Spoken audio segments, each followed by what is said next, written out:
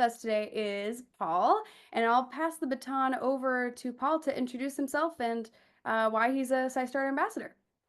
All right, thank you, Emma. And hello, everyone. Like Emma said, my name is Paul. I'm a SciStarter ambassador because I'm, for many years now, been trying to, promote ways of getting engaged in science and conservation work, not just for myself, but trying to engage other people as well. I currently work as a conservation engagement specialist for the Northeast Wisconsin Land Trust. Basically, this involves doing all sorts of different ways to try to get people connected with the land that we protect and with our conservation mission. So we've been trying to promote all sorts of different, citizen science activities, other ways of being able to engage people in ways that meaningfully contribute to conservation, in addition to just learning about things. One of the first projects I actually ever got connected with years ago actually was a Zooniverse project, like the one we'll be doing here today. Zooniverse, for those of you who aren't familiar, we'll talk a little bit more about it, but it's a really cool platform that lets you connect with all sorts of different research projects around the world, whether, classifying galaxies light years away or, little microscopic organisms, or as what we're going to learn about here today, camera traps for wildlife photography and wildlife, biodiversity research. So what we will be doing, I can start sharing here. No, not that screen, this screen. And now I need to move my Zoom thing out of the way. There we go. So we will be looking at this project, Cedar Creek Eyes on the Wild. This is from a reserve, I believe, in Minnesota, I think. I don't fully remember exactly where it is, and it is somewhere on here. But it's somewhere in the United States where they have a nature reserve where they're trying to research the animal populations on that reserve. So what they've done is they put different camera traps out all across the property. Camera traps being like these, trail cameras that are activated whenever something moves in front of the camera to then take a picture of whatever is moving out there. It's a good way to identify different wildlife populations that are moving through areas. You can also get, humans as they move through, or sometimes just plants that are blowing along, or just other random things. So there can be a whole lot of pictures that end up getting taken with these camera traps. And it's, scientists need some help to actually go through all those photos that are taken and help to classify, which ones have actual animals in them, what are the animals being seen in there, which ones are maybe the animals that they're most interested in. And it's a lot of information to go through just for a couple scientists by themselves. When you have a whole array of camera traps, you can end up with thousands upon thousands of photos per month. I know because I actually helped manage a project of this nature back in several years ago at a nature area in Ohio. And even just with our small setup, we had, thousands of photos that you could go through, and it could take forever if you're trying to do it all by yourself. But if you get lots of other people involved in it, it can go much more quickly and help you to make sure that, you're actually getting the data organized to be able to be usable for wildlife research and protection. So what we will be doing to actually participate in this project, we're going to start by creating a SciStarter account. If you haven't already created a SciStarter account, SciStarter is the group that's putting on this event here today. And it is a group that, compiles all sorts of different citizen science projects, including various ones on Zooniverse, some of the other ones I've been talking about throughout this whole marathon. It's a way to actually, bring together all those projects. You can access information about them and then track your participation in those projects. So if you haven't created an account, you would go to the SciStarter webpage and go to sign up and create an account by just filling in the information here. I already have an account, so I'm just going to log into mine.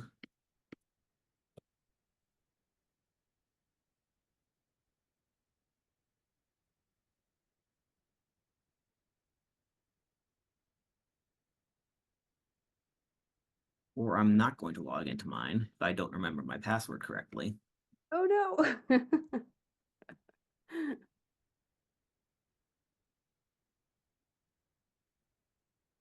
There we go. I just typed it wrong the first time. Oh, good. So that's going to be your first step, that creating that SciStarter account. The next step is going to be creating a Zooniverse account on the Zooniverse webpage. So when you go to Zooniverse, you'll go to, still up on this initial homepage. You'll go up to register. Again, just fill out some basic information, email address, password, a username. Click the boxes agreeing that, all your standard privacy agreements, and then register. Once again, I already have an account, so I'm just going to log back in.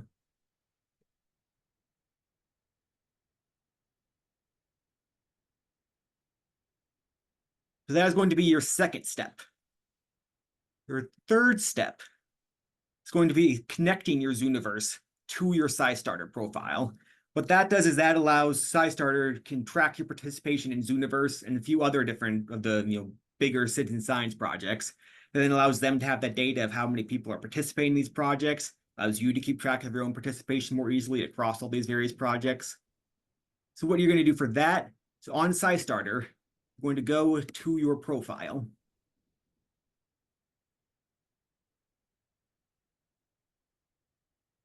Then you're going to go to Info and Settings. You're going to scroll down to Affiliation Integration. This is where they can link your accounts from some of the other major citizen science platforms to your SciStarter accounts. You've got it all in one place. So if you just put your Zooniverse username here, the username you might have just created, or the one you might have already had if you have an existing Zooniverse account, you just add that, and then it saves automatically. So once you do that, those accounts will be linked, and they'll be able to track all of your participation in Zooniverse, today and throughout the remainder of the future, as long as you keep those accounts connected. And just a note too on that, the just so you all are aware, we're not doing this. SciStar doesn't do this to make sure they can track everything you do. It's also because it's Citizen Science Month, and so for your observations to connect to the 1 million acts of science goal for all of April, these are automatically included in the count if you do have your accounts connected. If you don't have them connected, there are ways to report your acts separately, but it is the easiest way, and you don't have to think about it after doing this process once. Thanks, Paul, go ahead. Oh yeah, thank you for mentioning that, because that is a good point. I felt a little creepy being a SciStarter team member. Yeah, While you're everyone's gathering for good information for reason. something or other, but this is for actual scientific reporting purposes, and then SciStar can say, hey, look, we've been doing all this good science, and then helps get additional funding and support for these sorts of things. Totally. The final step is going to be joining the Access Science leaderboard on Zooniverse. This is just a way, kind of a group that you can join on Zooniverse. That way, as we're doing this here today, it'll help keep track of anyone who's participating. And then again, we can say, hey, look, we've been engaging these people in this scientific activity. You can see what other folks are doing, things of that sort. There's a link, I believe Roland might be able to put that in the chat, or if not, I can try to put it in the chat. I just dropped the group one in the chat. Okay, perfect. Yeah. So you're just going to click that link, and then that will be your way of joining the group. So once you've joined the group, then you'll be able to see, this is where people have been participating who have joined the group. They've been participating in Zooniverse already. So we've got 50 classifications so far today. I don't know if that's from another group today or if that's just some other random people that joined Zooniverse at some point in the past. I think that was month or yesterday, so. actually. Today's Wednesday. Today is Wednesday, isn't it? Yeah. That is Wednesday. Days are hard. Okay. They are. I made that mistake in an email earlier. I put Tuesday the 16th. I'm like, that's that all kind of blends together at some point or another. too true. What do we have so far? I think that's only my observations Let's from earlier find today. out. So we have 8 observations so far today. Yeah, so we'll that was see if we can me. get it up to more than 8. So if everyone is good enough, are there any questions in the chat that I should be addressing before we move on to the project itself? No, I think we're good. We're good to go. All right. Join you on Zooniverse so we can both be in the leaderboard. So we're going to now go to the actual project we're talking about today, the Cedar Creek Eyes on the Wild. They actually just launched or added a whole new set of data. When I was on here last week or so, they had pretty much completed all of their current rounds of data. But it looks like they just launched a new batch of data. So they just got a whole set of thousands of camera trap photos that are now added on here that need classification. So we're going to click on that to get started.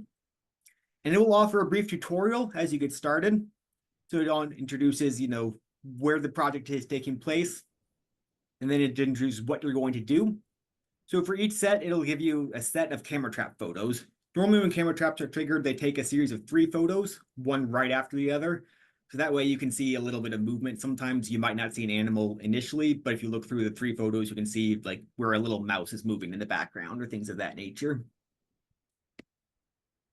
They have a field guide that offers, some different tips and tricks for identifying different animals. They'll help you maybe distinguish between like, hey, is this a mink versus an otter versus a fisher? As animals that I get confused sometimes. Once you have a pretty good idea of what it is, you'll try to identify the animal.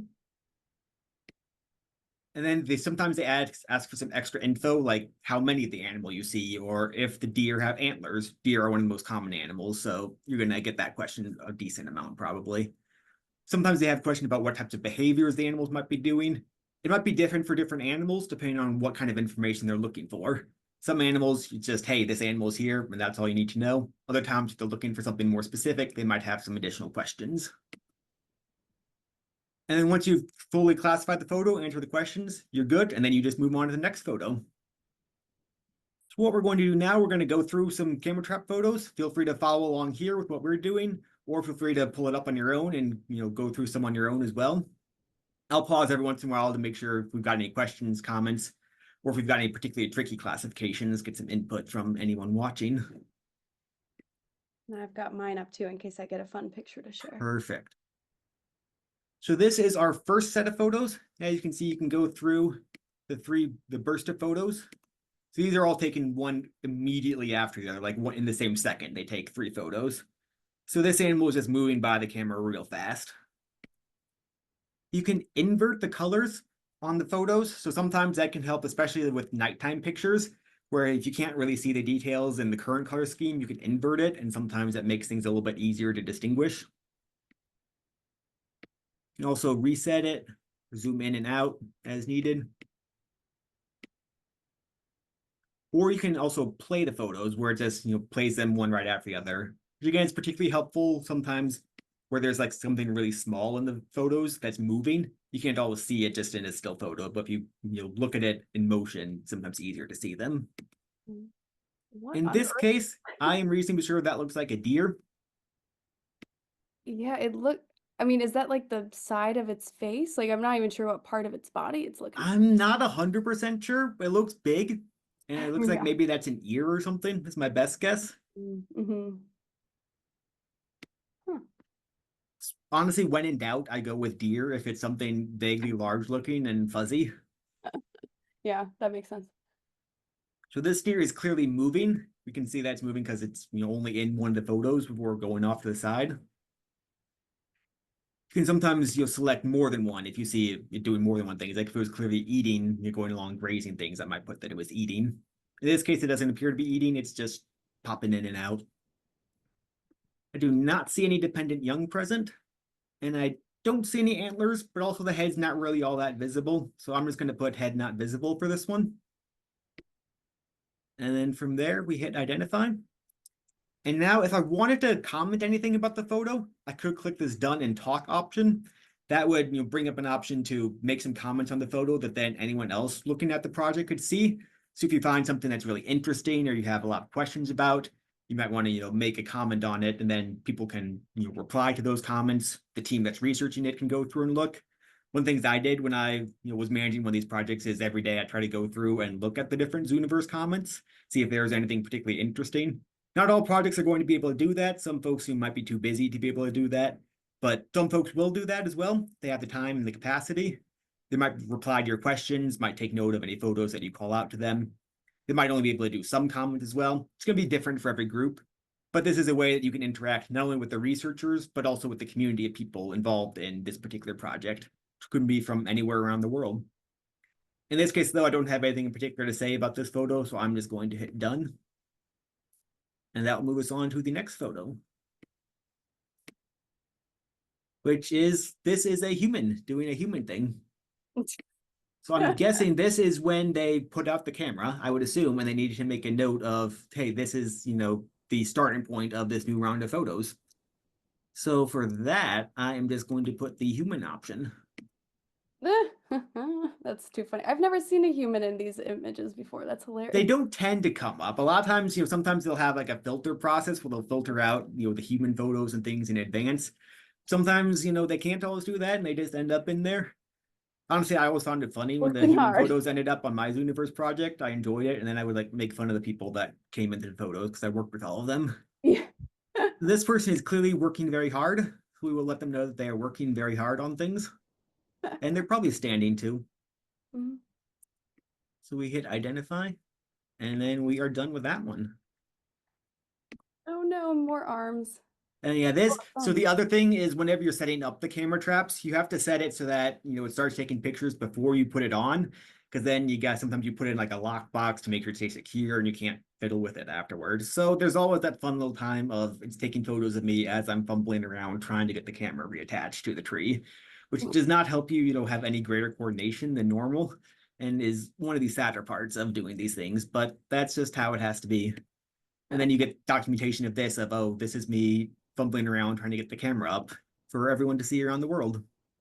Nice. Not identifiable though. We don't see a face of an Not eye. identifiable. Normally, they tend to have filters as well of recognizing, hey, facial identification. Mm. Or if something did pop in there, that would be a point where you could, hit the talk option and say, hey, here's a person that might not have wanted to be on camera for this. Someone should probably do something about Oh, that, for sure. depending Yeah, on I what their didn't think policies about are. that.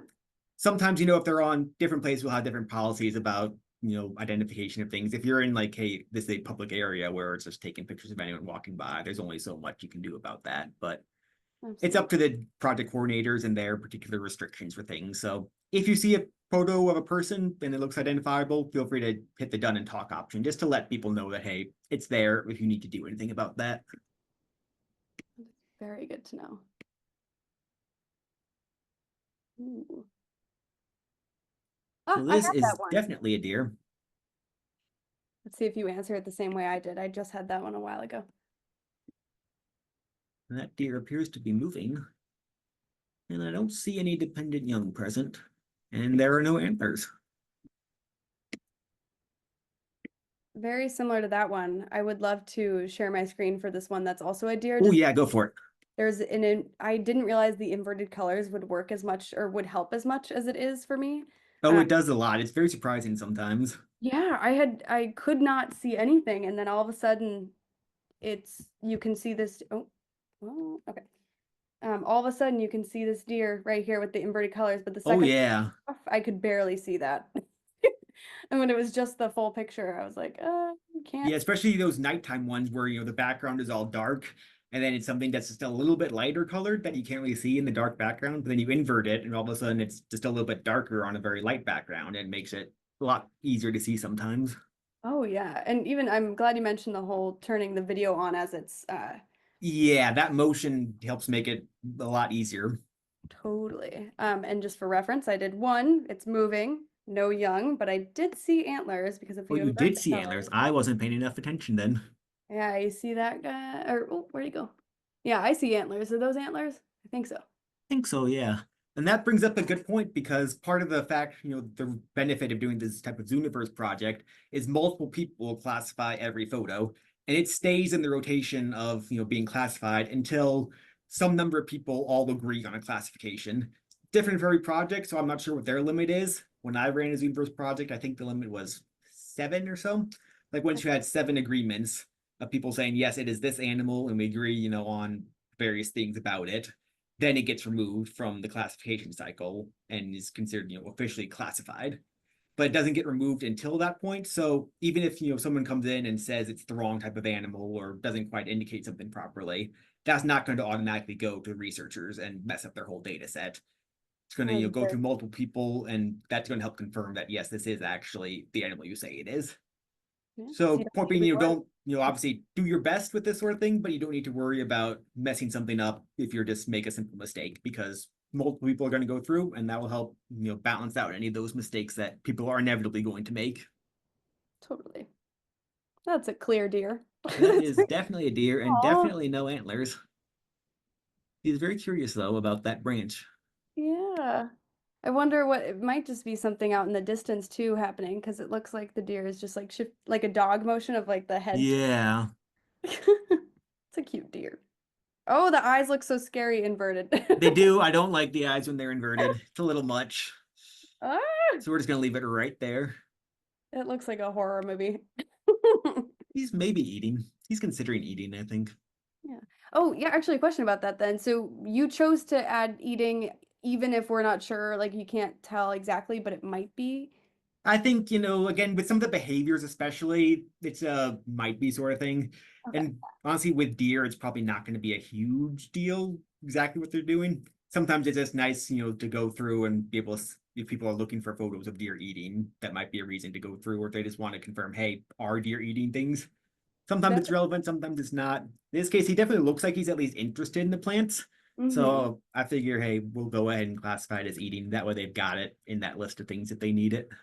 Makes sense. No antlers. Deer might be a she.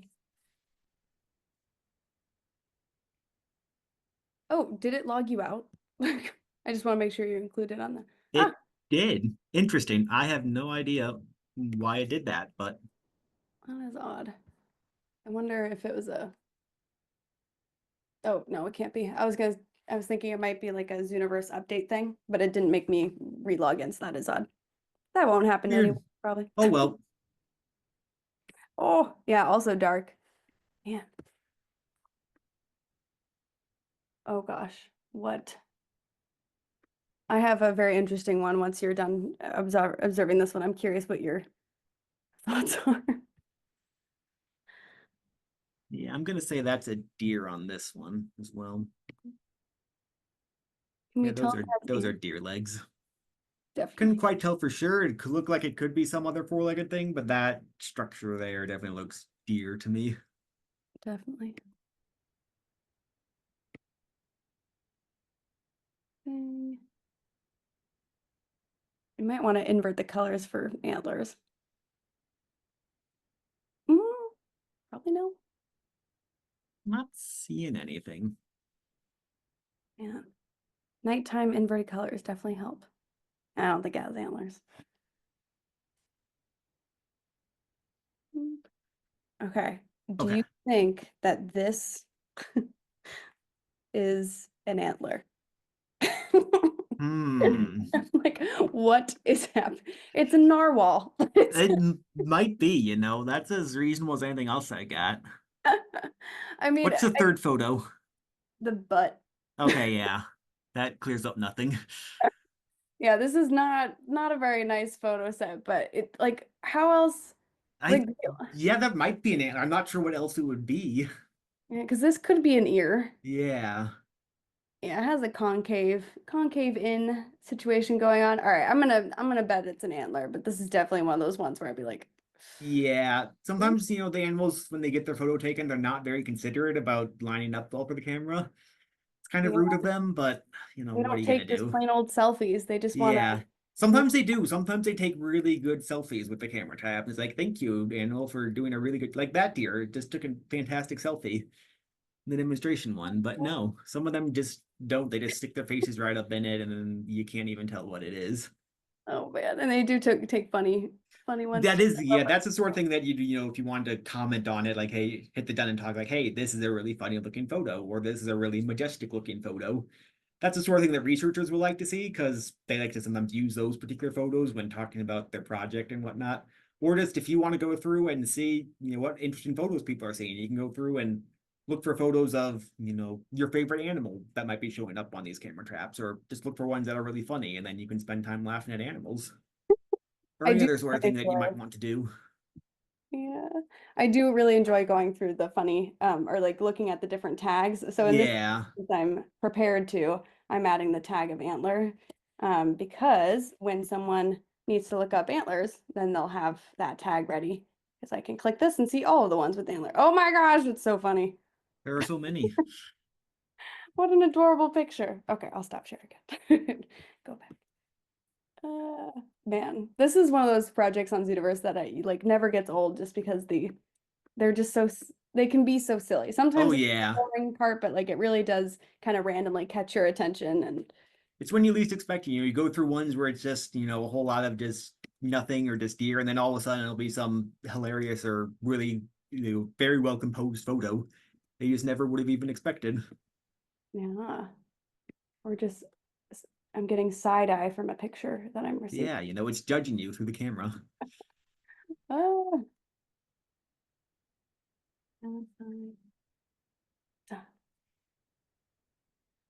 I have another selfie one that's just goofy. Roland, since you're online, are you doing this along with us? Not really. Like I'm listening in the background, and I know that it can be confusing. And I've also never seen like that human image before. I know, I had Never. never seen them before. I wonder if all camera trap projects have like adopt this method. Where they've been able to remove the human. I meant like that paper where they specify the beginning Oh of yeah. the Like, hey, Oh, here's, these starting point and photography stuff. session.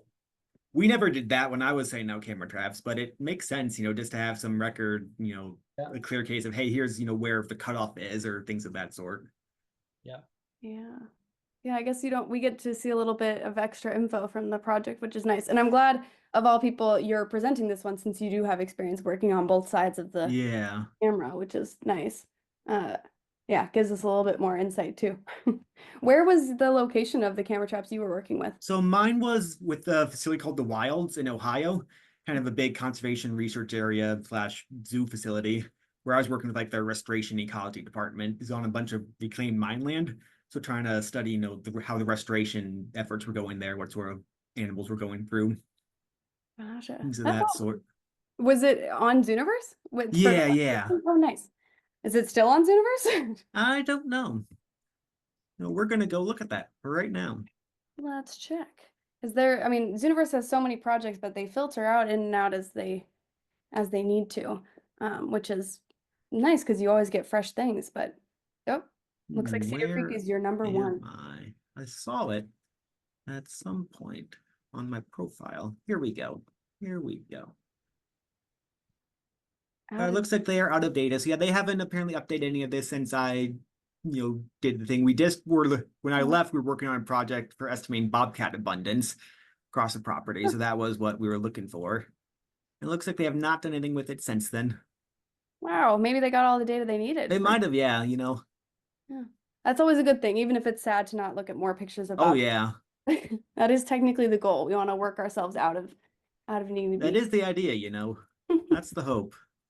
Oh my gosh, some of these are catching these animals at night in ways where I'm like, how are you even catching their movement? It's too dark My compared. favorite are sometimes when they have like the really tiny mice. They're just jumping from one tree to the next, and they're just like a blur of motion with their really glowy eyes. And that's all you see is just like the eyes darting, and it's just a total blur. Like, you go, dude. You are so fast. Good job. Oh yeah. I'm getting nothing but deers right now though. Come on, give me something new. I mean, That's the most common. I actually am also participating just now in a project, Snapshot Wisconsin.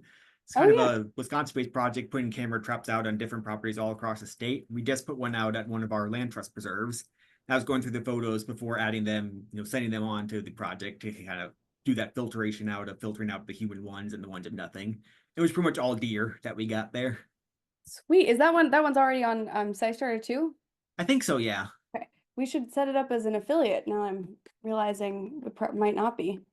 If it's go and check really fast. And we're about at the end of the hour. Do you want to leave? So this 30-minute section will be cut so that people can Yeah. get like a jump start at one of these projects being Cedar Creek. But what would you like to leave an intro or a new beginner of citizen science with? What message? Yeah, so my intro would be, Zooniverse is one particular way that you can contribute to research projects anywhere. You don't have to leave your home. You don't have to go anywhere in particular.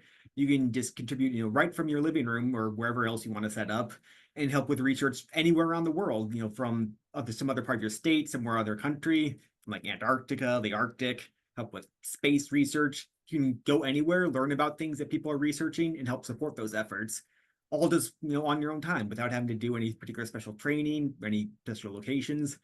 And through that you can connect with people all around the world as part of this community as well, not just the researchers, but anyone who happens to love science. Yeah. So my message is very easy way to get out there, learn a little bit more, and make a positive difference. Yeah, beautiful. What a great way to end Yeah. this is the first session, so we're actually closing the session with this one, which is Oh, awesome. nice.